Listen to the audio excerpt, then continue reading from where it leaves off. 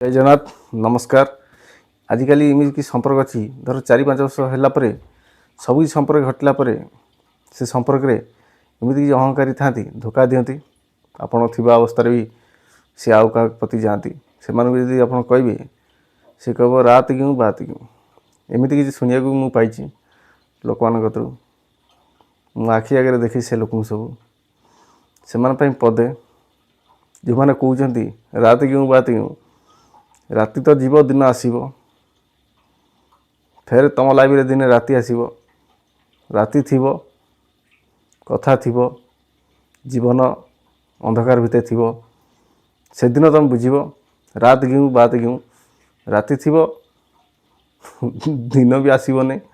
रात थी क्यों नथिबो रात क्यों बात क्योंटा जे नथिबो तुम लाइफ रे सेते मजा कौन तुम मैंने पाइब से दिन ये जो गर्व अहंकार करके जो कौच रात क्यों बात क्यों से दिन तुम जो कथाटा तुम पाखे बसथ किमिति लगुथ मजा कही तो पारनी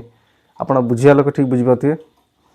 रात क्यों बात क्यों लोक मान कहूँ जो मैंने ये टाइप कहते सब संपर्क में सबकि संपर्क घटला टिके लाज शरम बोली तो मुहर किसी न थाए लाज शरम बोली किसी न थाए मुहर